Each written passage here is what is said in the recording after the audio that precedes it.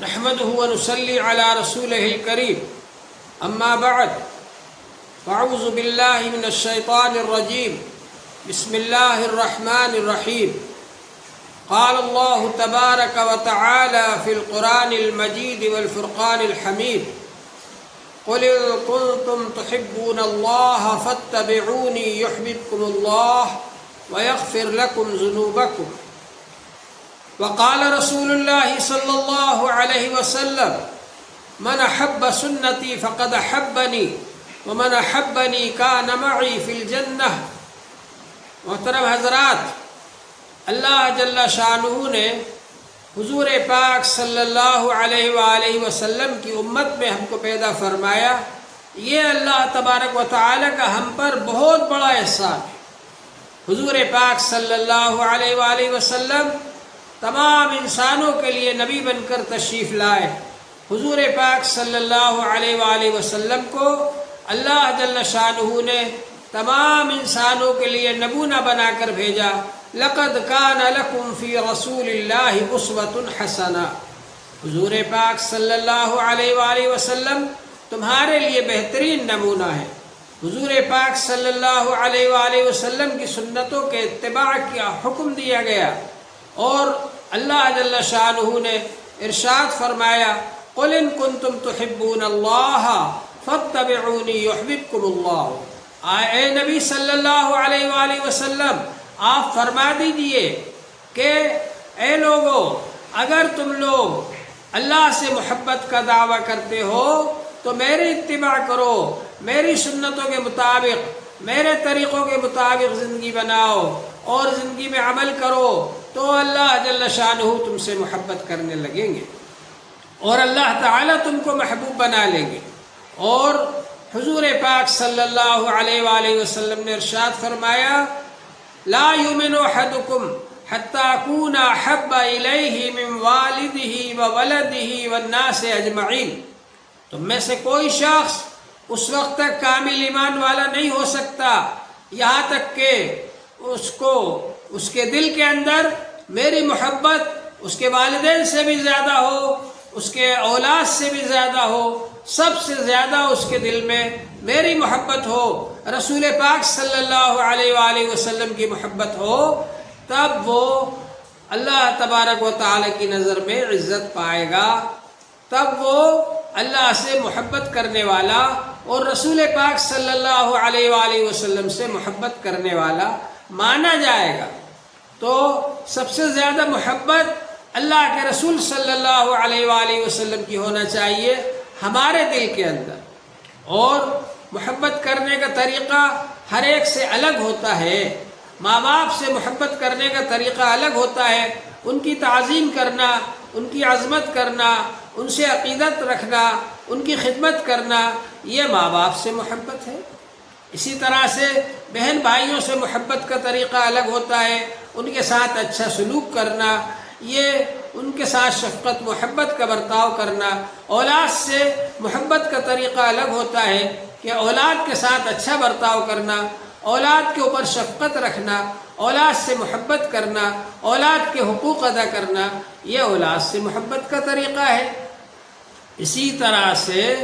یہ ضروری ہے کہ حضور پاک صلی اللہ علیہ وآلہ وسلم سے اس طریقے سے محبت کی جائے جو طریقہ اللہ کو پسند ہے، جو طریقہ رسول پاک صلی اللہ علیہ وآلہ وسلم کو پسند ہے۔ اللہ کے رسول صلی اللہ علیہ وآلہ وسلم سے محبت کا طریقہ یہ ہے کہ رسول پاک صلی اللہ علیہ وسلم کی سنتوں کے مطابق اپنی زندگی کو بنایا جائے۔ من احب سنتی فقد احبنی، جس نے میرے طریقے سے محبت کی اس نے مجھ سے محبت کی۔ آج حضور پاک صلی اللہ علیہ وآلہ وسلم کو ہم دیکھ نہیں سکتے، آج حضور پاک صلی اللہ علیہ وآلہ وسلم کی باتیں ہم براہ راست نہیں سن سکتے، آج حضور پاک صلی اللہ علیہ وسلم کی مجلس میں ہم نہیں بیٹھ سکتے، آج حضور پاک صلی اللہ علیہ وسلم کے پیچھے ہم نہیں چل سکتے، لیکن حضور پاک صلی اللہ علیہ وسلم کی سنتیں آج ہمارے سامنے موجود ہیں، احادیث ہمارے سامنے موجود ہیں۔ حضور پاک صلی اللہ علیہ وآلہ وسلم نے جو بیان فرمایا، جو کام کیے، جو طریقہ اختیار فرمایا، صحابہ کرام نے ایک ایک چیز کو بیان فرمایا، صحابہ کرام نے ایک ایک چیز کی حفاظت فرمائی، صحابہ کرام نے ایک ایک چیز کو ہم تک پہنچایا۔ محدثین کرام نے حدیث میں چھان بین کر کے، سندوں میں چھان بین کر کے صحیح حدیثیں جمع کر دی کتابوں کے اندر، ایک ایک سنت اور ایک ایک طریقہ حضور پاک صلی اللہ علیہ وآلہ وسلم کا آج ہمارے سامنے موجود ہے۔ کچھ تو وہ حدیثیں ہیں جو حدیث تو ہے مگر سنت نہیں ہے، جیسے حضور پاک صلی اللہ علیہ وآلہ وسلم نے مسلسل روزے رکھے شعبان کے مہینے میں، لیکن آپ نے امت کو منع فرما دیا، ایکم مثلی یطعمنی ربی ویسقینی، تم میں سے کون ہے مجھ جیسا، مجھے تو میرا رب کھلاتا پلاتا ہے، یعنی مجھے روحانی طاقت ملتی ہے۔ لہٰذا امت کو آپ نے منع فرما دیا کہ تم لوگ مسلسل روزے نہ رکھو، ایک دن چھوڑ کر کے روزہ رکھو، نفلی روزہ، اس لیے کہ مسلسل روزے رکھنے سے تمہارے اندر کمزوری آ جائے گی۔ تو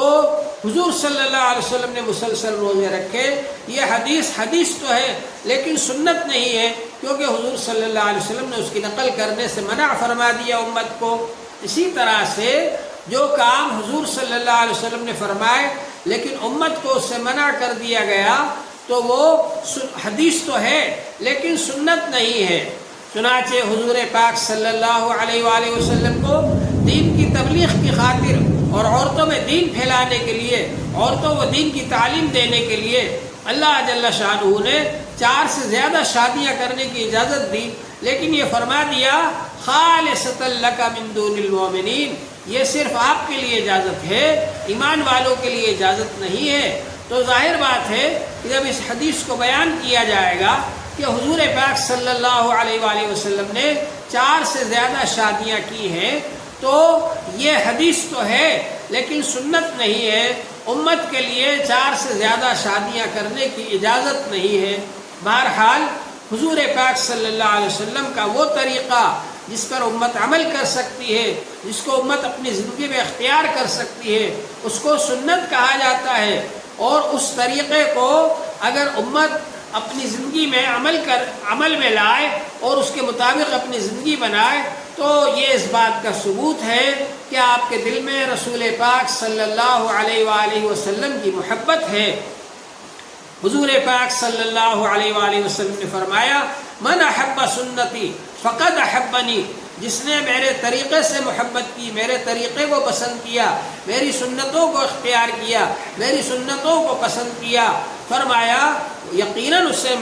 مجھ سے محبت کی۔ ومن احبنی کان معی فی الجنہ، اور جس نے مجھ سے محبت کی وہ میرے ساتھ جنت میں ہوگا۔ تو حضور پاک صلی اللہ علیہ وآلہ وسلم نے کتنی بڑی خوشخبری دی، ایمان والے کے لیے کتنی خوشخبری ہے، کتنی بڑی خوشخبری ہے کہ جنت میں تو جانا ہی ہے ہر ایمان والے کو، لیکن اگر رسول پاک صلی اللہ علیہ وآلہ وسلم کے ساتھ وہ جنت میں رہے گا تو اس کے لیے کتنی بڑی خوشخبری ہے یہ۔ تو حضور پاک صلی اللہ علیہ وآلہ وسلم نے یہ بات ارشاد فرمائی، اور ایک حدیث کے اندر ارشاد فرمایا من تمسک بسنتی عند فساد امتی فلہ اجر 100 شہید، جو شخص اس وقت میں جب کہ میری امت میں فتنہ و فساد پھیل جائے گا، اس وقت میں جو شخص میری سنت کے مطابق عمل کرے گا، اس کو مضبوطی سے پکڑے رہے گا، اس کو 100 شہیدوں کا ثواب ملے گا۔ حضور پاک صلی اللہ علیہ وآلہ وسلم نے ہم کو یہ خوشخبری دی، تو سنتوں کے مطابق عمل کرنا، سنتوں کے مطابق اپنی زندگی بنانا یہ بہت زیادہ ضروری ہے۔ اتباع سنت ضروری ہے کہ حضور صلی اللہ علیہ وسلم کے طریقے کے مطابق ہم زندگی گزاریں، اور اسی طرح بدعت سے بچنا ضروری ہے۔ حضور پاک صلی اللہ علیہ وآلہ وسلم نے ارشاد فرمایا علیکم بسنتی وسنت الخلفاء الراشدین المہدیین، تم پر لازم ہے میری سنتوں کے مطابق عمل کرنا، اور خلفاء راشدین جو ہدایت یافتہ ہوں گے ان کے طریقے کے مطابق عمل کرنا۔ معلوم ہوا کہ حضور صلی اللہ علیہ وسلم کی سنتوں کے مطابق عمل کرنا ضروری ہے،